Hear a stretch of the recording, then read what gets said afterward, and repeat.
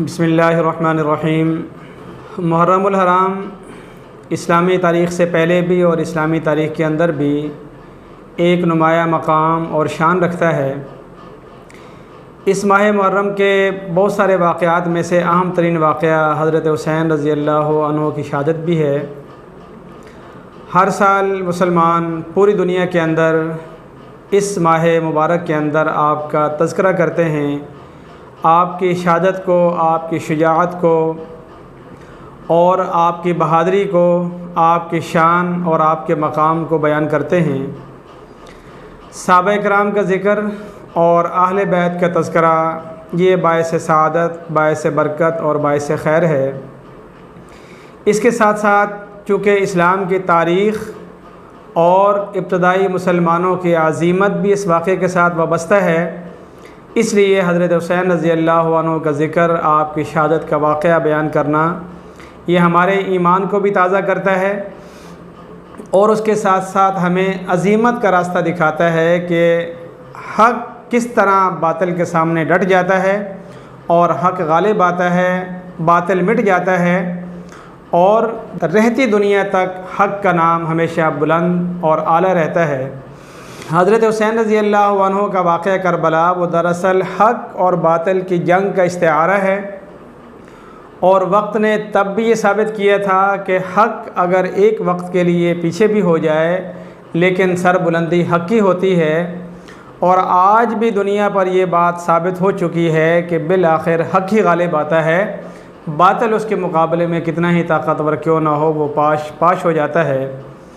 यही वजह है कि आज हज़रत हुसैन रज़ी अल्लाह अन्हु को मानने वाले, आपको जानने वाले, आपको चाहने वाले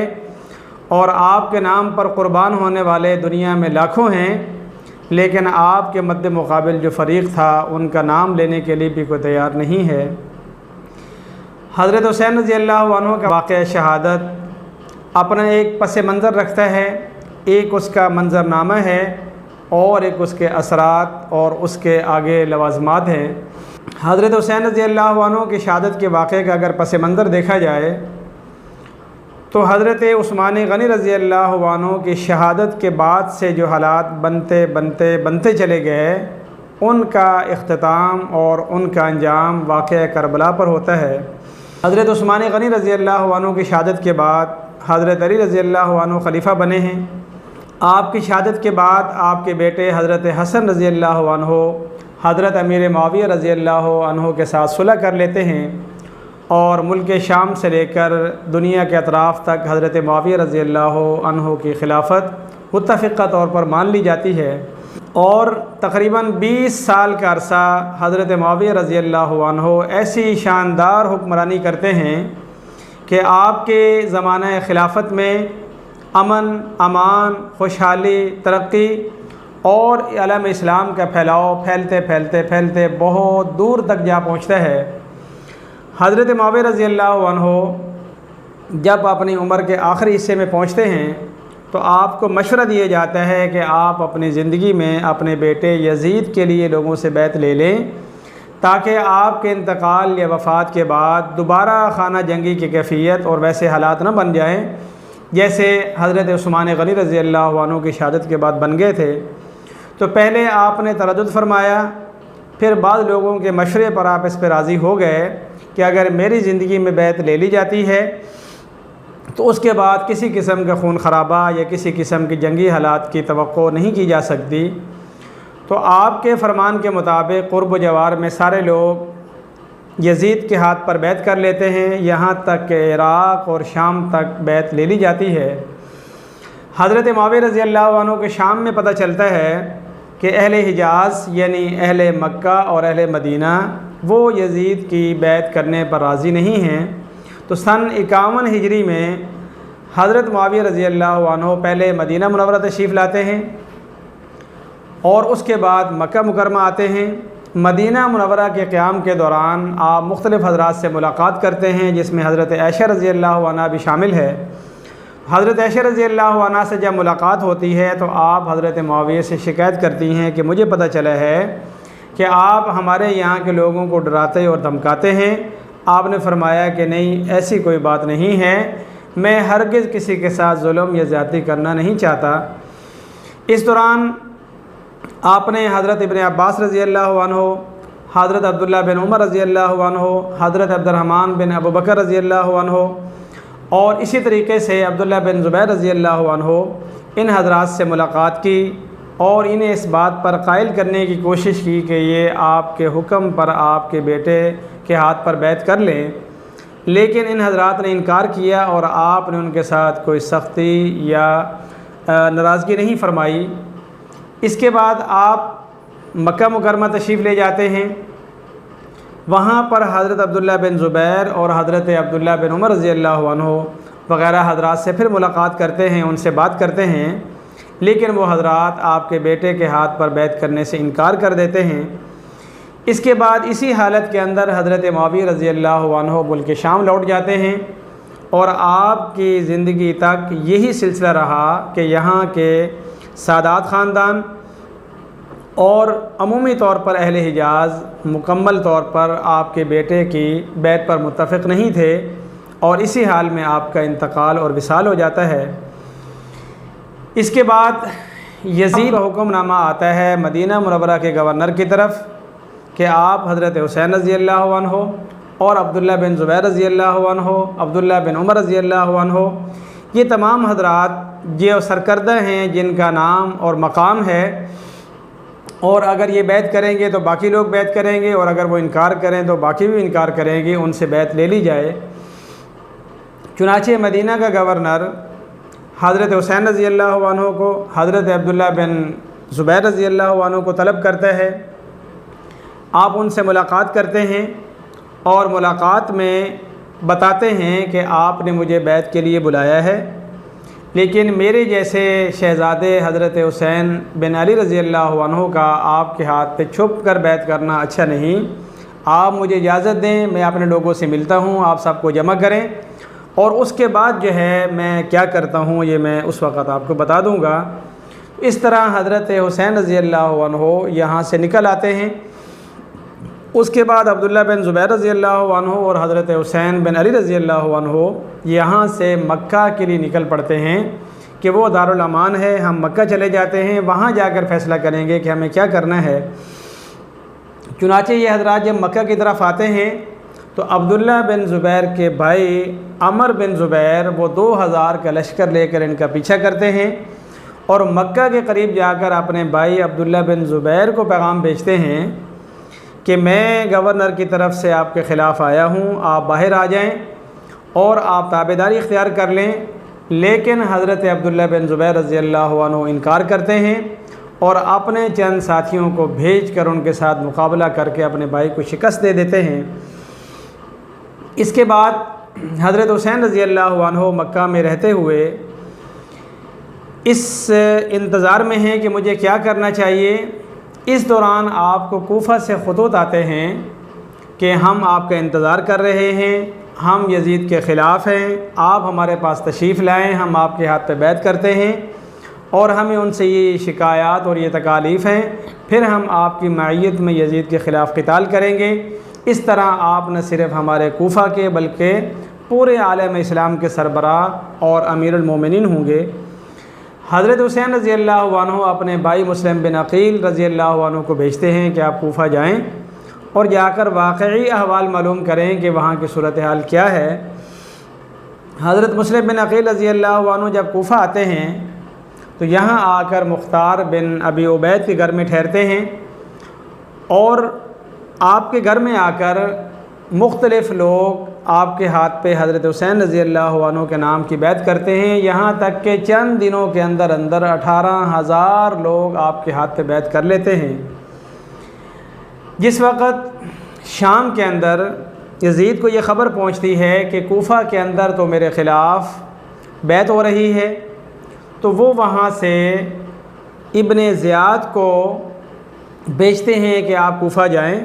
और जाकर नौमान बिन बशीर की जगह आप गवर्नर हो जाएं और हालात को कंट्रोल करें। यहाँ एक अजीब दिलचस्प लतीफ़ा ये पेश आता है कि जब इब्ने ज़ियाद आने वाला होता है तो इस दौरान हज़रत मुस्लिम बिन अक़ील रज़ी अल्लाह अन्हु हज़रत हुसैन रज़ी अल्लाह अन्हु को ख़त लिख चुके होते हैं कि हालात अच्छे हैं, लोग आपका इंतज़ार कर रहे हैं,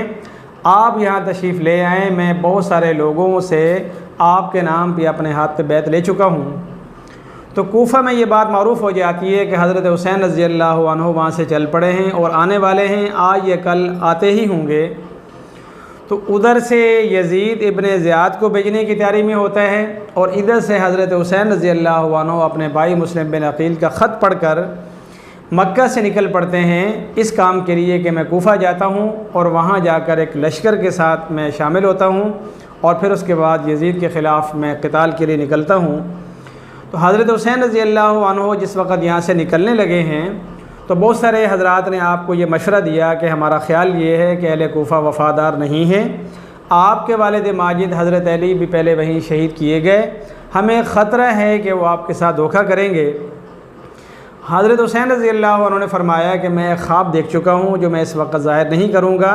मेरा शरह सदर ये है कि मुझे वहाँ पर जाना चाहिए और हालात को संभालना चाहिए। हज़रत हुसैन रज़ी अल्लाह अन्हु जब यहाँ से चल पड़ते हैं तो उधर से यज़ीद की तरफ से इब्ने ज़ियाद का तक़र्रुर कूफ़ा के लिए हो जाता है। तो यज़ीद जब बेचते हैं इब्ने ज़ियाद को, तो इब्ने ज़ियाद अपने विलायत का ख़त लेकर जब कूफ़ा में दाखिल होते हैं तो लोगों को ये शुबा हो जाता है कि शायद यही हज़रत हुसैन रज़ी अल्लाह अन्हु हैं।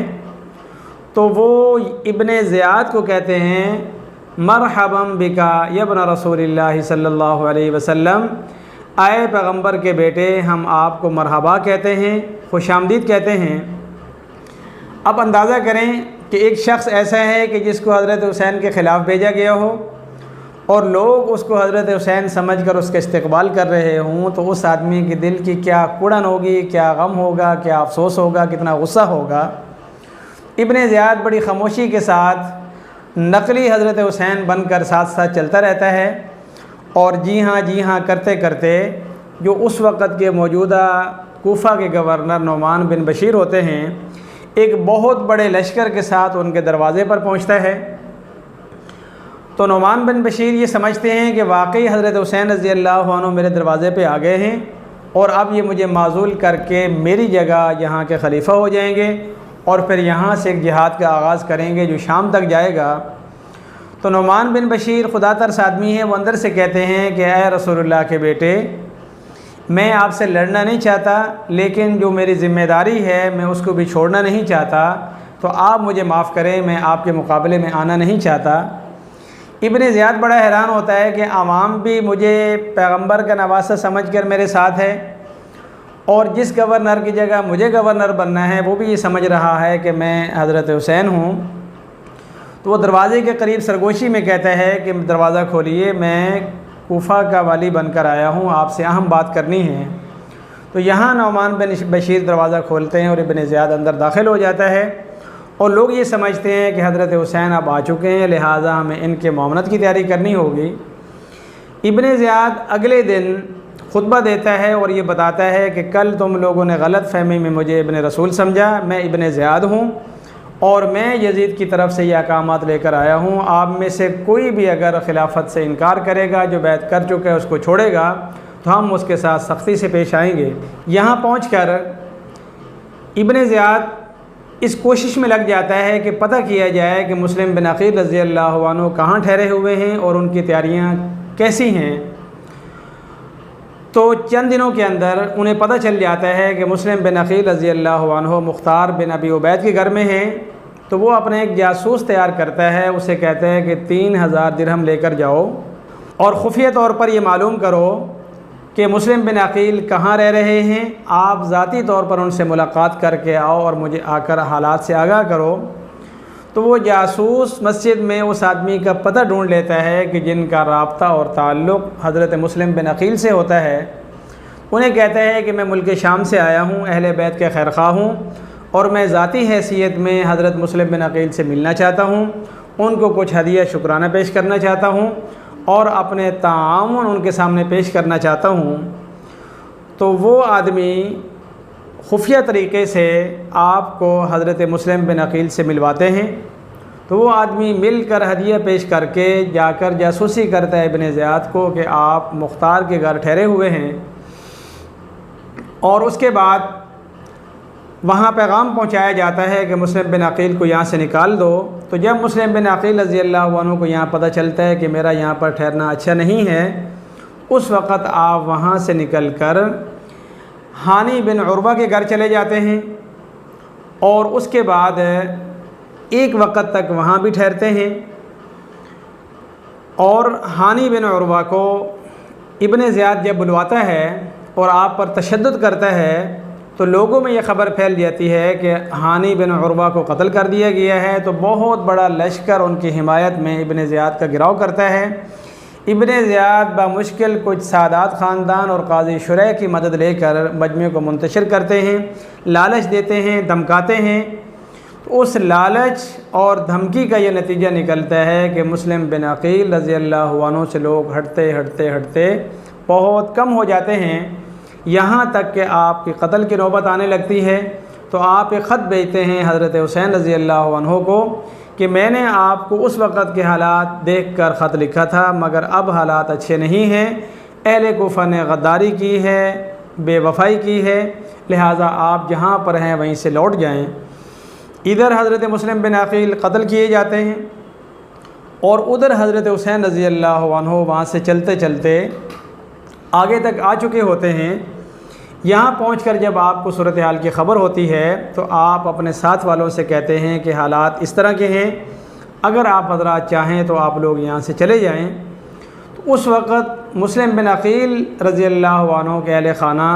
उससे में कहते हैं कि अब तो हमारा वापस जाना बिल्कुल ठीक नहीं है, हम या तो शहीद हो जाएंगे तो या फिर अपने भाई, अपने बड़े, अपने सरदार मुस्लिम बिन अकील का बदला लेकर जाएंगे। हज़रत हुसैन रज़ी अल्लाह अन्हु जब यहाँ पर उनका अज़म और बहादुरी देखते हैं तो फरमाते हैं कि अब उन हज़रात के बग़ैर ज़िंदगी का भी कोई फ़ायदा नहीं, लिहाजा उस अज़म के साथ और इस्तिक़लाल के साथ आगे की तरफ बढ़ते हैं। यहाँ तक कि आपके मुकाबले के लिए इब्ने ज़ियाद की तरफ से लश्कर पहुँचता है और करबला के मैदान के अंदर पहले आपका पानी बंद कर दिया जाता है। उसके बाद फिर 10 मुहर्रमुल हराम को आप और आपका ख़ानदान अल्लाह के नाम पे क़ुरबान और शहीद हो जाता है। और हज़रत हुसैन रज़ी अल्लाह अन्हु आखिर वक़्त में आने वाले लश्कर से ये कहते हैं कि आप हमें यजीद के पास ले जाएं, हम जाकर उनसे मुज़ाकरात करते हैं। लेकिन इस लश्कर के अंदर ऐसे लोग मौजूद थे जो किसी भी सूरत नहीं चाहते थे कि ख़ानदान नबूवत बच जाए, तो किसी न किसी तरीके से वो आपके साथ क़िताल करना ही चाहते थे। यहाँ तक कि आपके लश्कर ने जब आपसे कहा कि आप हमला कर दें तो आपने फरमाया कि नहीं, मैं क़िताल में तलवार में पहल नहीं करूँगा, अगर वो हमारे ख़िलाफ़ तलवार उठाएंगे तो हम उनके साथ लड़ेंगे। तो बहरहाल ये अल्लाह की करनी थी, अल्लाह को मंजूर था। जिसकी एक दलील ये भी है कि हज़रत हुसैन रज़ी अल्लाह अन्हु शहादत से क़बल थोड़ी देर के लिए आपको नींद आती है और आप बेदार होकर फरमाते हैं कि मेरे नाना आप सल्लल्लाहु अलैहि वसल्लम ख्वाब में तशरीफ़ लाए और आपने फरमाया कि अन करीब आप हमसे मिलने वाले हैं। तो ये ख्वाब सुनकर आपके अहले ख़ाना गमज़दा होते हैं। आप फरमाते हैं कि परेशान ना हों, इसलिए कि हम अगर जा रहे हैं तो अपने अहले ख़ाना के पास जा रहे हैं। तो ये इस्लाम की तारीख़ का एक अंदोहनाक वाक़या है जिसका पस मंज़र मैंने अर्ज़ किया कि हज़रत उस्मान गनी रज़ी अल्लाह अन्हु की शहादत से चलता है, फिर उसके बाद यजीद की बैत की तरफ आता है, यहाँ तक कि आपका वो खूनी लश्कर जिसको ना इस्लाम से गरज थी और ना ख़ानदान नबूवत से गरज थी, वो साजिश करके किसी न किसी तरीके से आपके ख़ानदान को कत्ल कर देता है। तो अल्लाह रब्बुल इज़्ज़त ने आपको जन्नत में पहुँचा दिया, लेकिन आपकी शहादत के सदक़े दुनिया के अंदर हक़ को हक़ और बातिल को बातिल होना वाज़े कर दिया। हज़रत हुसैन रज़ी अल्लाह अन्हु की शहादत हमें ये सबक देती है कि अज़ीमत भी एक रास्ता है और ज़ालिम जाबिर हुक्मरान के सामने डट जाना भी एक तरीक़ा और एक सलीक़ा है। अल्लाह रब्बुल इज़्ज़त हमें इस्लाम की खिदमत करने की और हक़ के लिए साबित कदम रहने की तौफ़ीक़ अता फ़रमाए।